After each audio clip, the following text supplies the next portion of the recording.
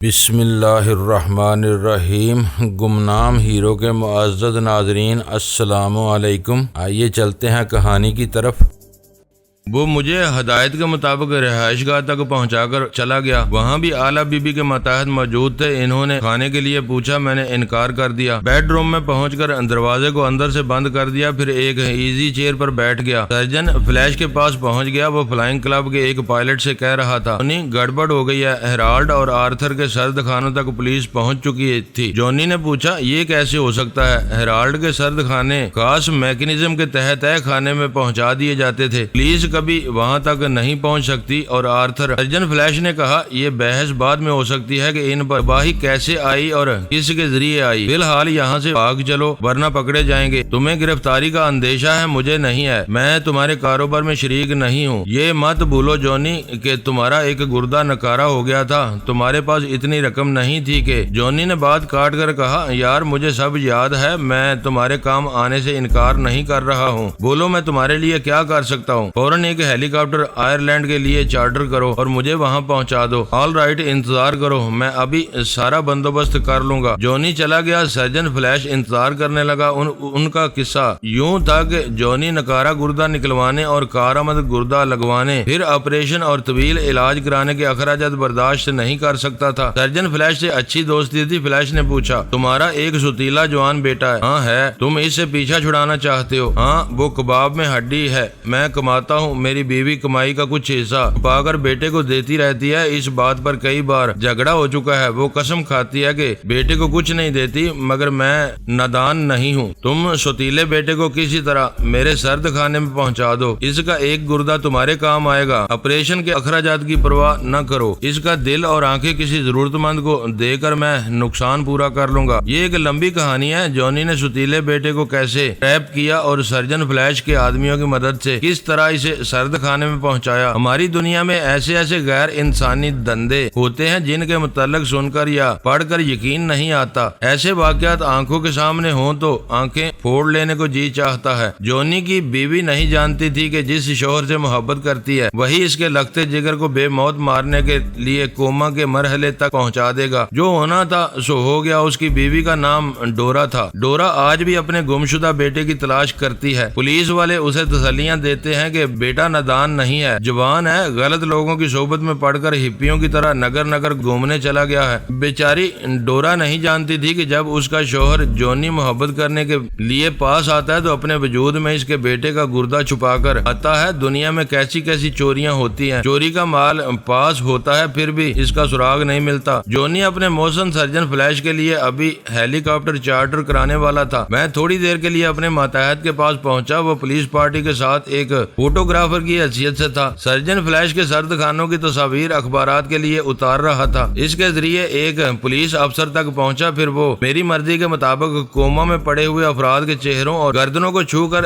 دیکھنے لگا۔ وہاں بھی کوئی عارضی یا ماسک میک اپ میں نہیں تھا۔ لندن کے 3 بڑے اداروں میں اپنا ایک ساتھی بھی مجھے نہیں ملا۔ یہ میرے لیے حیرانی، پریشانی اور تھکا ڈالنے والی بات تھی۔ اسی وقت ایک اور افسر نے آ کر پوچھا، کیا اور کوئی میک اپ میں ہے؟ یہاں کوئی نہیں ہے۔ دوسرے نے کہا، 2 افراد جو میک اپ میں تھے، انہیں خصوصی نگرانی کے ساتھ پولیس اسپتال لے جا رہا ہوں۔ ان کی حالت تشویشناک ہے، ویسے ایمبولینس میں ڈاکٹر موجود رہے گا۔ میرا دل خوشی سے دھڑکنے لگا۔ وہ 2 افراد میرے اپنے ہو سکتے تھے۔ میں اس افسر کے دماغ میں بیٹھ گیا۔ وہ عمارت کے باہر ایمبولینس کی طرف جا رہا تھا۔ میرے ایک بھی ساتھی کو مل جانے سے دوسروں کا سراغ لگانا کچھ آسان ہو جاتا۔ وہ افسر ایمبولینس کے پاس آیا۔ وہاں تیسرا پولیس افیسر بھی موجود تھا۔ میں اس کے دماغ میں پہنچ گیا کیونکہ وہ ایمبولینس کے پچھلے حصے میں ڈاکٹر اور مریضوں کے ساتھ سفر کرنے والا تھا۔ ایمبولینس وہاں سے روانہ ہوئی۔ ڈاکٹر دونوں کو باری باری چیک کر رہا تھا۔ افیسر نے کہا، ڈاکٹر یہ ماسک میک اپ میں ہے، اگر ان کے چہروں پر سے ماسک ہٹا دیا جائے تو انہیں کچھ آرام آئے گا۔ ڈاکٹر نے اجازت دے دی۔ افیسر ماسک ہٹانے لگا۔ چند سیکنڈ کے بعد ہی اصلی چہرہ ظاہر ہوا۔ میں افیسر کے ذریعے اسے دیکھنے لگا اور سمجھنے کی کوشش کرنے لگا۔ اس نے کہا، یہ جوان لڑکی ہے، چہرے کے نقوش بتاتے ہیں یہ کسی عرب ملک سے تعلق رکھتی ہے، یقیناً وہ لیلا ہوگی۔ میں وہی دیکھ سکتا تھا جو اور سمجھ سکتا تھا جو آفیسر کی آنکھیں دکھا رہی تھی اور دماغ سمجھا رہا تھا وہ لیلا کو پہچانتا نہیں تھا، اسے عرب دوشیزہ کہہ رہا تھا۔ میں نے ڈاکٹر کی سوچ میں کہا اس عرب لڑکی سے کچھ پوچھنا چاہیے۔ نان سینس، اس نے اپنے آپ سے کہا، یہ میں کیا سوچ رہا ہوں، یہ بولنے کے قابل نہیں ہے۔ کوما میں رہنے والے جسمانی اور دماغی طور پر اس قدر کمزور ہو جاتے ہیں کہ ان کی جلد واپسی ممکن نہیں ہوتی۔ بہت کم ایسے ہوتے ہیں جو قوت ارادی سے جدوجہد کرتے ہیں، موت سے لڑتے ہیں اور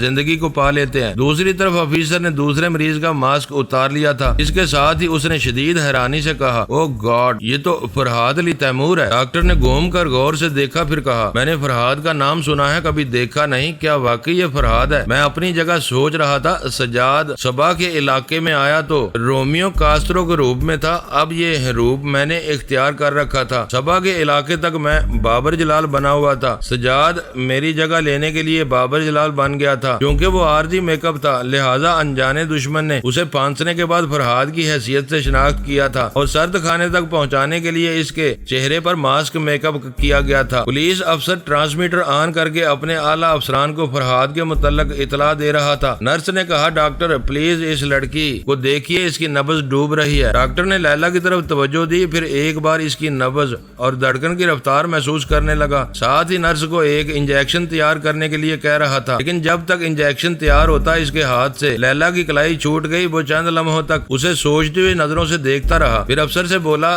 سوری، شی از نو مور، مجھے افسوس ہے یہ ختم ہو چکی ہے۔ میرا سر جھک گیا، جو میں سوچ نہیں سکتا تھا وہ ہو گیا۔ وہ بہت ہی مضبوط قوت ارادی کی مالک تھی، اپنی طبعی عمر تک موت سے لڑ سکتی تھی، مگر تل ابید میں اس پر بے انتہا مظالم ڈائے گئے تھے۔ اسے اس قدر کمزور بنا دیا گیا تھا کہ وہ کوما کے عذاب کو برداشت نہ کر سکی۔ اس کی موت بڑی ہی دردناک تھی۔ میں کئی منٹ تک نہ بول سکا، نہ ہی خیال خوانی کر سکا۔ جی چاہتا تھا تھک کر بستر پر گر جاؤں، آنکھیں بند کر لوں اور ساری دنیا سے غافل ہو جاؤں۔ ایک کی موت نے مجھے دوسرے ساتھیوں کے لیے اور زیادہ تشویش میں مبتلا کر دیا تھا۔ میں لمحہ بھر کے لیے آنکھیں بند کر کے غافل نہیں رہ سکتا تھا۔ ڈاکٹر اور پولیس افسر کے ذریعے پتہ چل رہا تھا کہ سجاد اپنی زندگی کے لیے لڑ رہا ہے، ویسے بھی وہ فرحاد سمجھا جا رہا تھا۔ وہ لوگ اسے بچانے کے سلسلے میں کوئی دقیقہ فروگزاشت نہ کرتے۔ تمام اگلے پچھلے دشمنوں تک یہ اطلاع پہنچنے والی تھی کہ فرحاد کو کوما سے واپس لایا گیا ہے اور اسے زندہ رکھنے کی ہر ممکن کوششیں کی جا رہی ہیں۔ میں اپنی جگہ سے اٹھ کر ٹہلنے لگا۔ سونیا، رسونتی اور پارس کی صورتیں آنکھوں میں گھوم رہی تھی۔ جب تک ان کے متعلق بھی کچھ معلوم نہ ہوتا مجھے سکون نہ ملتا۔ میں نے اعلیٰ بی بی کے ایک ماتحت کو بلا کر کہا، لیلا ثانی کی لاش پولیس اسپتال سے لے جائی جا رہی ہے، تم لوگ سرکاری ذرائع استعمال کر کے اس کی لاش بابا صاحب کے ادارے میں پہنچا دو۔ سجاد بھی پولیس اسپتال میں زیر علاج رہے گا، فی الحال وہ فرحاد سمجھا جا رہا ہے۔ اسپتال کے اس آس پاس خفیہ نگرانی کرنے والوں کی ڈیوٹی لگا دو۔ وہ احکامات کی تعمیل کے لیے چلے گئے۔ میں نے شیخ الفارس کو مخاطب کر کے تمام حالات بتائے، پھر کہا، جناب، انسانی اعضاء کی خرید و فروخت کے سلسلے میں جن اداروں کا ذکر آپ نے کیا تھا میں نے یہاں ان تمام کا محاسبہ کیا ہے۔ یہاں لیلا اور سجاد کوما کی حالت میں پائے گئے ہیں۔ بیچاری لیلا جانبر نہ ہو سکی، سجاد کو فرحاد سمجھ کر اس کا علاج خصوصی توجہ سے کیا جا رہا ہے۔ اب میں پیرس کے سرد خانوں میں پہنچنا چاہتا ہوں، اس سلسلے میں آپ نے کہاں تک کامیابی حاصل کی ہے؟ شیخ الفارس نے کہا، ہمارے جوان تینوں اداروں کے سرد خانوں تک پہنچنے کی پوری کوشش کر رہے ہیں۔ ان اداروں کے ڈاکٹروں تک رسائی ہو چکی ہے، مگر سرد خانوں تک پہنچنے میں عرصہ لگے گا۔ فوراً پہنچنا چاہو تو میرے ان جوانوں کے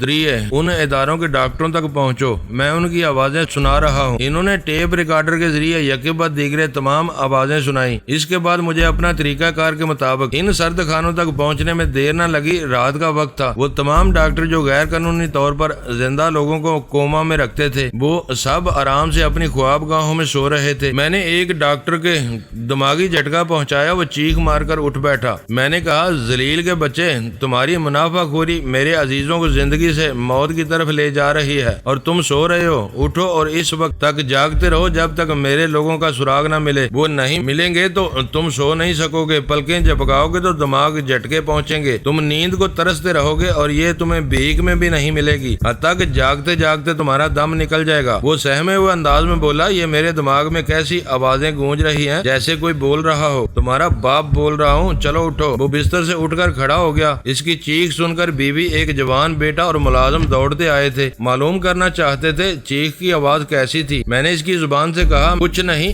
میں خواب میں ڈر گیا تھا، تم لوگ جاؤ، سو جاؤ، میں ذرا باہر جا رہا ہوں۔ بیٹے نے کہا ڈیڈی اتنی رات کو تنہا جا رہے ہو، میں بھی چلوں گا۔ میں نے کہا اچھی بات ہے برخوردار، یک نہ شد دو شد۔ وہ لباس تبدیل کرنے گیا۔ ڈاکٹر کی بیوی نے پوچھا تم کچھ پریشان نظر آ رہے ہو، کیا تمہارے ساتھ رہوں؟ نہیں تم جاؤ، میں بیٹے کے ساتھ باہر جاؤں گا۔ وہ چلی گئی۔ اس نے دروازہ بند کیا۔ میں نے اس کے دماغ پر گرفت ڈھیلی کر دی۔ وہ سہم کر بولا میرے ساتھ کیا ہو رہا ہے؟ کیا یہ ٹیلی پیتھی کا عمل ہے؟ بڑی دیر میں سمجھے، اب لباس تبدیل کرتے رہو اور بتاتے رہو، بتاتے جاؤ۔ تمہارے سرد خانوں میں فرہاد کے کتنے ساتھی ہیں؟ ایک بھی نہیں ہے۔ کسی نامعلوم نے مجھ سے سودا کرنا چاہا تھا، میں نے انکار کر دیا۔ میں قسم کھا کر کہتا ہوں میں پہلے ہی فرہاد اور رسونتی کے نام سے ڈر گیا تھا، ان سے دشمنی مول لینے کی جرت نہیں کر سکتا تھا۔ تم کون ہو؟ میں کوئی بھی ہوں، کسی کے سامنے ٹیلی پیتھی کا ذکر نہ کرنا، خواہ تمہارا بیٹا ہی کیوں نہ ہو۔ جب میں قسم کھا رہا ہوں کہ میرے سرد خانے میں فرہاد کا کوئی ساتھی نہیں ہے تو پھر مجھے کہاں لے جا رہے ہو؟ تم اپنے بیٹے کے ساتھ سرد خانے میں جاؤ گے، میں تم دونوں کے ذریعے ہر اس فرد کو چیک کروں گا کوما میں ہے۔ جس نامعلوم شخص سے تم نے سودا منظور نہیں کیا اس نے میرے عزیزوں کو میک اپ میں چھپا کر تمہارے ہاں پہنچایا ہوگا۔ پھر تو میں سرد خانوں میں ضرور جاؤں گا، تم سے ہر طرح تعاون کروں گا۔ وہ تو کرو گے، اور میری ٹیلی پیتھی کا ذکر بھی کسی سے نہیں کرو گے، ورنہ تمہارا پورا خاندان تمہارے ساتھ کوما میں چلا جائے گا۔ نہیں نہیں، میں کسی سے تمہارا ذکر نہیں کروں گا، میں ابھی جا رہا ہوں، سرد خانے میں تمہارے پاس آؤں گا۔ میں چپ ہو گیا، لباس تبدیل کر کے اپنے دماغ میں محسوس کرنے کی کوشش کر رہا تھا۔ پھر اس نے مجھے مخاطب کیا۔ جواب نہ ملنے پر اطمینان کا سانس لیتے ہوئے بولا چلا گیا۔ تھینکس گاڈ، یہ ٹیلی پیتھی کیا بلا ہے؟ میری توبہ، میرے باپ کی توبہ، میں کوئی حرکت ایسی نہیں کروں گا جو دماغ میں بولنے والے کی مرضی کے خلاف ہو۔ مجھے یقین ہے وہ بولنے والا فرہاد ہی ہے۔ مجھے اطمینان ہو گیا۔ میں اسے چھوڑ کر سرجن فلیش کے پاس پہنچا۔ ہیلی کاپٹر پرواز کر رہا تھا جو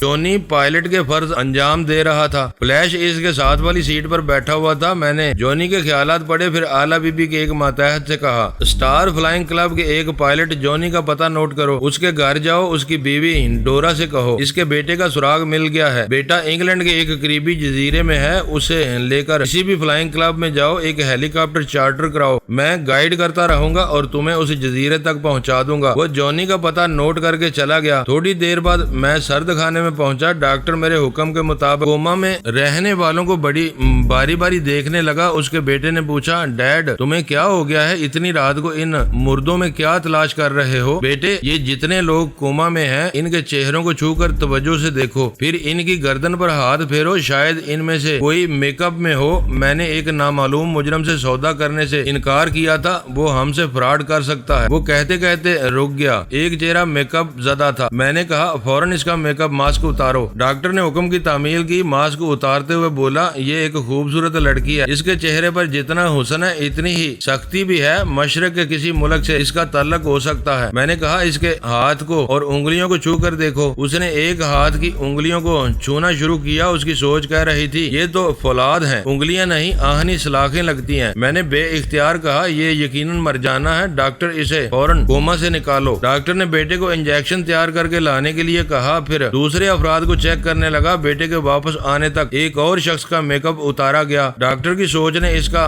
جو حلیہ بتایا، اس سے انکشاف ہوا کہ وہ ٹارٹر بلبا ہے۔ میں نے کہا ڈاکٹر یہ دونوں میرے جان نثار ہیں، اگر تم انہیں کوما سے نکال کر زندہ رکھنے میں ناکام رہے تو بہت ہی عبرتناک انجام کو پہنچو گے۔ بس اتنا سمجھ لو ان کی زندگی تمہارے اہل خانہ کی زندگی ہے، ان کی موت تم سب کی موت ہے، لہٰذا انہیں زندہ رکھنے کے لیے اپنی تمام صلاحیتوں کو کام میں لاؤ۔ میں جا رہا ہوں، تھوڑی دیر میں واپس آؤں گا۔ اب اس سرد خانے میں کوئی تیسرا میک اپ میں نہیں تھا، لہٰذا میں ڈورا کے پاس پہنچ گیا۔ میں جانتا تھا ایک ماں اپنے گمشدہ بیٹے کی بازیابی پر کسی بھی اجنبی پر بھروسہ کر سکتی ہے اور اس کے ساتھ کہیں بھی جا سکتی ہے۔ وہ ہمارے ماتحت کے ساتھ ایک ہیلی کاپٹر میں بیٹھ گئی تھی۔ میں ماتحت کو اس جزیرے کے متعلق بتانے کے بعد سرجن فلیش کے پاس پہنچ گیا۔ جزیرے کے ایک ویران حصے میں ہیلی کاپٹر اتر گیا تھا۔ سرجن فلیش حیرانی سے پوچھ رہا تھا جونی یہ کون سی جگہ ہے؟ ہم تو آئرلینڈ جا رہے ہیں۔ جونی نے ہیلی کاپٹر کے انجن کو بند کرتے ہوئے کہا آدمی جاتا کہیں ہے پہنچتا کہیں ہے، تم حیات کے آخری جزیرے میں پہنچ گئے ہو،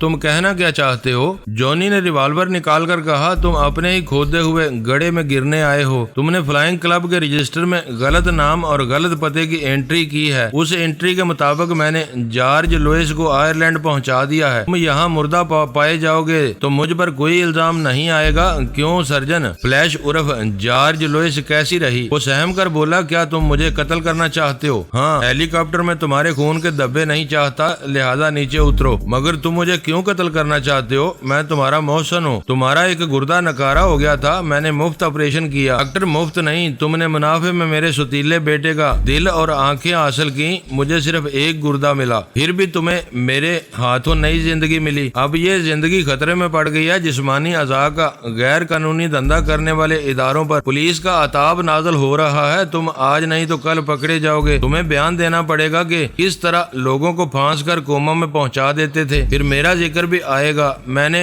تمہارے آدمیوں کے ساتھ مل کر ستیلے بیٹے کو کوما میں پہنچا دیا، میں اس کے قتل میں تمہارے ساتھ برابر کا شریک ہوں، اس لیے میں اپنے قاتل ہونے کے ثبوت اور گواہ کو ہمیشہ کے لیے اڑا دینا چاہتا ہوں۔ اس کی بات ختم ہوتے ہی سرجن فلیش نے ریوالور والے ہاتھ پر اپنا ہاتھ مارا، پھر دونوں گتھم گتھا ہو گئے۔ ان کی زور آزمائی کے دوران ریوالور سے ایک گولی چلی، وہ گولی ہیلی کاپٹر کے ونڈ اسکرین کو توڑتی ہوئی نکل گئی۔ دونوں ایک دوسرے سے لپٹے ہوئے اوپر نیچے ہوتے ہوئے ہیلی کاپٹر سے باہر ریت پر آ کر گر پڑے۔ ریوالور ہاتھ سے چھوٹ گیا تھا۔ اب دونوں فری اسٹائل کا مظاہرہ کر رہے تھے، وہ بار بار ریوالور تک پہنچنا چاہتے تھے مگر ایک دوسرے کے لیے رکاوٹ بن جاتے تھے۔ اب دوسرا ہیلی کاپٹر آ گیا تھا اور ان کے سروں پر پرواز کرنے کے بعد ایک جگہ اتر رہا تھا۔ سرجن فلیش نے کہا، جونی ہوش میں آؤ، دوسرے ہیلی کاپٹر میں پولیس والے ہو سکتے ہیں یا پھر وہ دشمن جن کے ذریعے پولیس تمام سرد خانوں میں پہنچ رہی ہے، پلیز عقل سے کام لو، اب بھی کچھ نہیں بگڑا، ہم فرار ہو سکتے ہیں۔ اس کی بات ختم ہوتے ہی جونی نے ریوالور کی طرف چھلانگ لگائی، ریت پر آ کر گرا، پھر ریوالور کو وہاں سے اٹھاتے ہوئے ریت پر لڑکتے ہوئے دور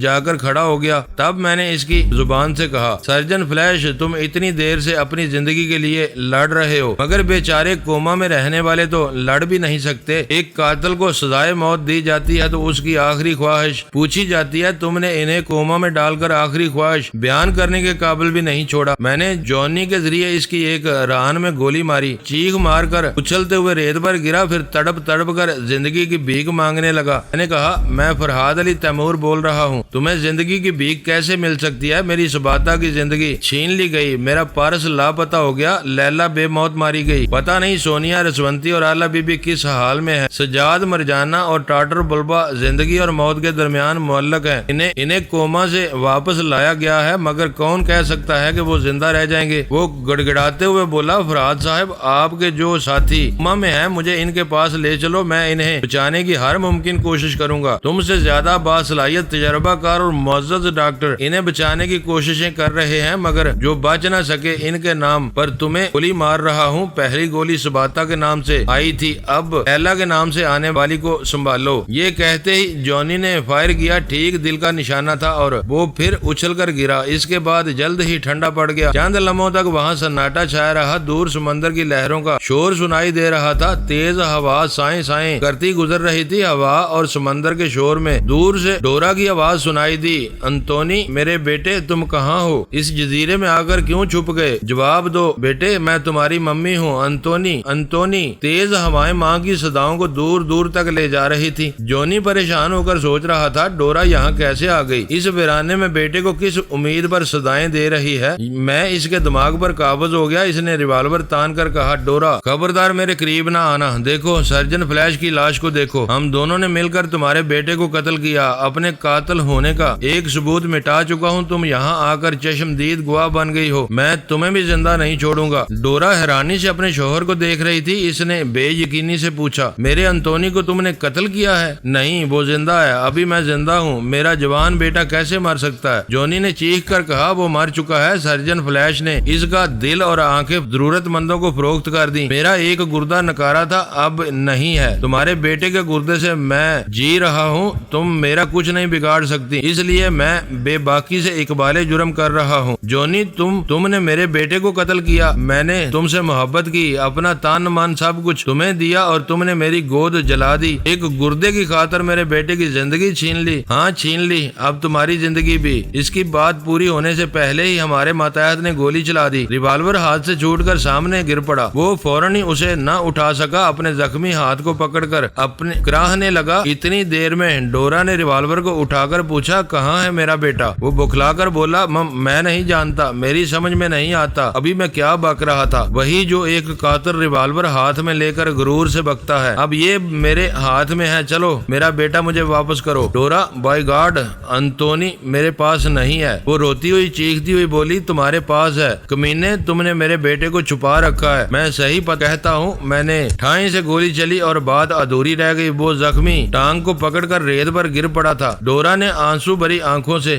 دیکھا، پھر کہا میرا بیٹا سلامت نہیں رہا، کسی نے دل لیا، کسی نے آنکھیں اور تم نے۔ اس نے دوسری ٹانگ پر گولی ماری۔ جونی ریت پر تڑپنے لگا۔ وہ روتے روتے بولی تم ابھی نہیں مرو گے، پہلے لوٹا ہوا مال واپس کرو گے۔ ڈورا نے ریوالور کو دور پھینک دیا، پھر اپنے پرس میں سے ایک چاقو نکال کر کھولنے لگی۔ ہمارے ماتحت نے آگے بڑھ کر جونی کے سینے پر پاؤں رکھا، پھر کہا چپ چاپ پڑے رہو، ایک ماں تمہارے ساتھ جو سلوک کرے اس کے خلاف دام نہ مارو نہ گولی مار دوں گا۔ وہ دیدے پھاڑے تکلیف سے کرا رہا تھا۔ ڈورا نے چاقو کی دھار پر انگلی رکھتے ہوئے کہا کوئی ڈاکو لوٹ کا مال خود واپس نہیں کرتا، اسے قانون کے سہارے یا بازوؤں کے سہارے حاصل کرنا پڑتا ہے۔ جونی تم میرا سالم بیٹا واپس نہیں کر سکتے، مگر جو تم نے اس سے چھینا ہے اسے تو واپس لے سکتی ہوں۔ وہ چاقو لے کر اس پر جھک گئی۔ دوسرے ہی لمحے جزیرے کی ویرانی میں جونی کی چیخیں گونج رہی تھی۔ گردے کی پیوند کاری کے وقت اسے آپریشن تھیٹر میں بے ہوش کیا گیا تھا، لیکن یہ دنیا بہت بڑا آپریشن تھیٹر ہے، یہاں مکافات عمل کے دوران بے ہوش نہیں کیا جاتا۔ آدمی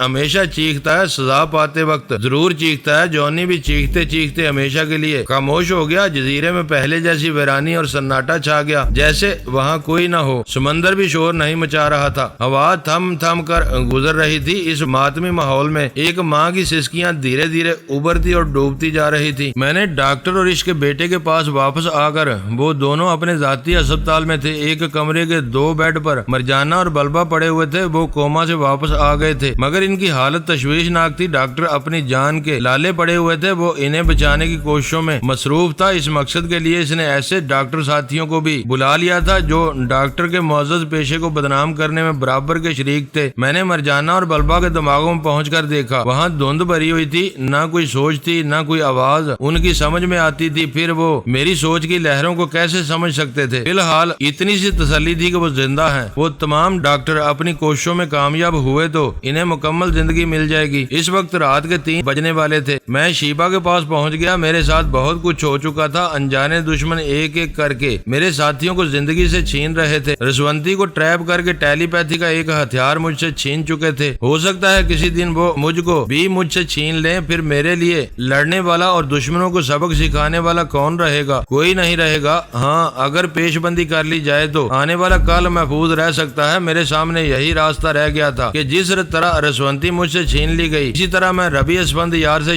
شیبا کو چھین لوں۔ وہ آرام سے سو رہی تھی، ہڑبڑا کر اٹھ بیٹھی۔ ایسا پہلے بھی ہو چکا تھا۔ وہ مجھے خواب میں دیکھتی تھی اور سہم کر چونک کر بیدار ہو جاتی تھی۔ اس بار اس نے خواب نہیں دیکھا تھا، میں نے خود کو ظاہر کیے بغیر اسے اٹھا دیا تھا۔ وہ سوچ رہی تھی میں دماغ کو ہدایت دے کر سوتی ہوں، پھر وقت کے مطابق بیدار ہوتی ہوں۔ ابھی ایسی کون سی غیر معمولی بات ہو گئی کہ وقت سے پہلے ہی آنکھ کھل گئی؟ وہ اپنی خوابگاہ کو دیکھ رہی تھی، کھڑکیاں اور دروازے بند تھے، کمرے میں کوئی نہیں آیا تھا۔ پھر دماغ میں کیا آیا تھا؟ وہ اس خیال سے لرز گئی، کبھی اسے رسونتی کا خیال نہیں آتا تھا۔ دماغ میں آنے کی بات ہوتی تو ہمیشہ میری طرف سے دھڑکا لگا رہتا تھا۔ اس نے اٹھ کر ربی کو آواز دینا چاہی، مگر میں نے ایسا کرنے نہیں دیا۔ اسے محسوس ہو رہا تھا جیسے کوئی انجانی قوت اسے روک رہی ہو۔ یہ بھی سوچنے اور خوفزدہ ہونے کی بات تھی، بھلا کون اسے روک سکتا تھا؟ وہ بستر سے اٹھ کر آہستہ آہستہ چلتے ہوئے کھڑکی کے پاس گئی۔ اسے ڈر لگ رہا تھا، وہ چاہتی تھی ربی کو نہ صحیح کسی ملازم کو ہی آواز دے۔ اس نے کھڑکی کے پردے کو ذرا سرکایا۔ اسی وقت ربی کی بھاری بھرکم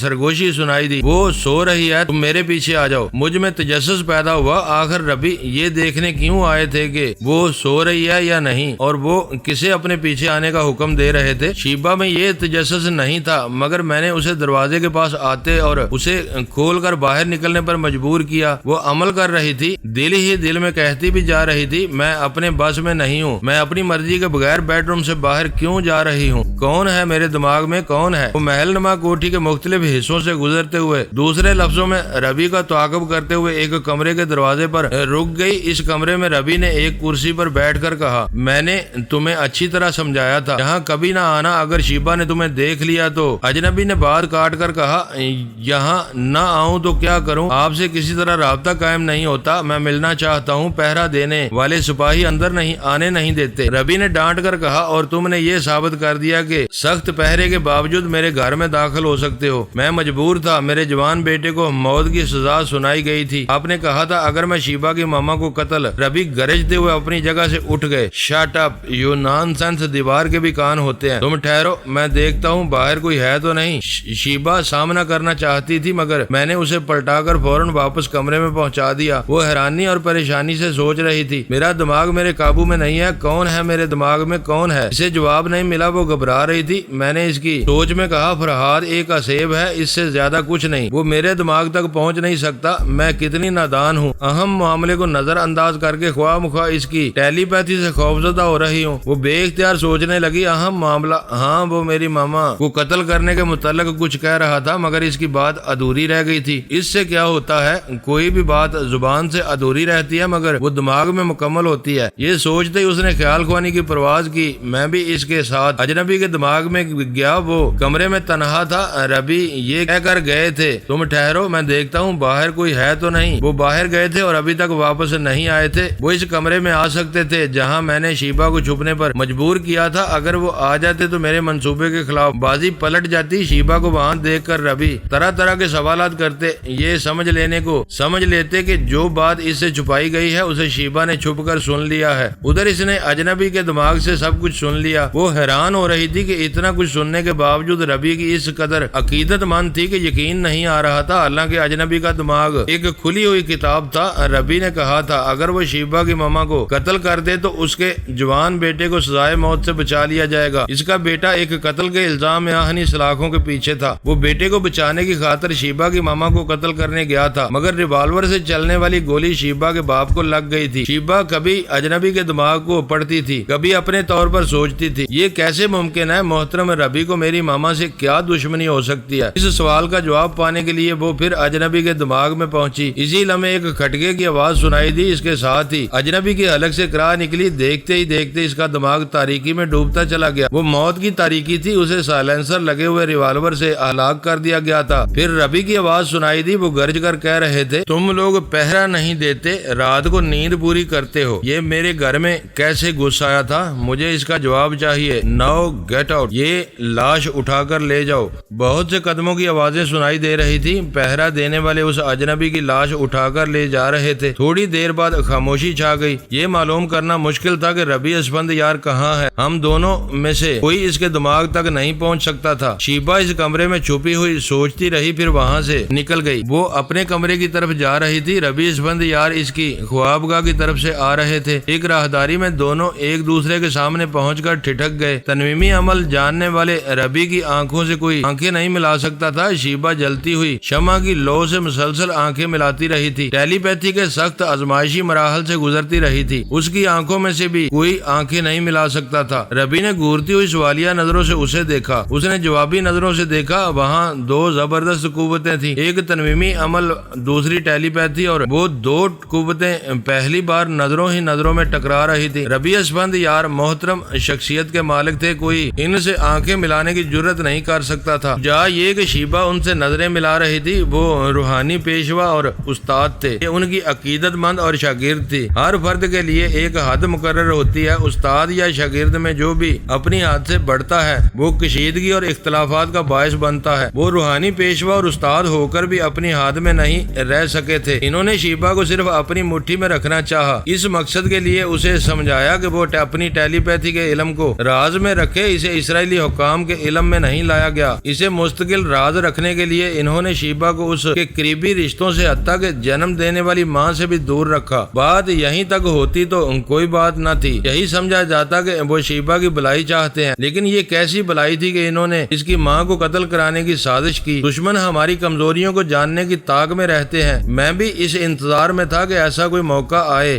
جب میں شیبا کو ربی کا اصلی چہرہ دکھا سکوں۔ آخر وہ موقع مل ہی گیا۔ شیبا کو پتہ نہ چلا کہ میں نے خیال خوانی کے ذریعے اسے ربی کے پیچھے لگا دیا تھا۔ بہرحال اس نے چھپ کر سن لیا تھا۔ اسے معلوم ہو گیا تھا کہ اس کی ماما کو قتل کرانے کے لیے ربی نے کسی قاتل کو بھیجا تھا۔ بزرگوں سے عقیدت رکھنا ایک نیک عمل ہے، لیکن عقیدت حد سے بڑھ جائے تو نقصان پہنچاتی ہے۔ شیبا سب کچھ سن کر بھی اپنے کانوں پر یقین نہیں کر رہی تھی۔ اس نے سوچا بھلا ربی کو میری ماں سے کیا دشمنی ہو سکتی ہے؟ روحانی پیشوا پر شبہ کرنا کفر ہے۔ توبہ توبہ۔ بعض حالات میں انسان آنکھیں رکھتے ہوئے بھی وہ نہیں دیکھتا جو اسے دیکھنا چاہیے۔ ایسے وقت اس کے پاس بصارت ہوتی ہے، بصیرت نہیں ہوتی۔ وہ ایک بار ٹھوکر کھائے تو سوچتا ہے یہ محض اتفاق تھا۔ میں نے یہ سوچ کر صبر کیا کہ یہ شیبہ کی پہلی ٹھوکر ہے، میں اسے آئندہ بھی ربی کے ان راستوں سے گزاروں گا جہاں یکے بعد دیگرے ٹھوکریں لگتی جائیں گی، آنکھیں کھلتی جائیں گی اور عقیدت کا عشیش محل چکنا چور ہوتا جائے گا۔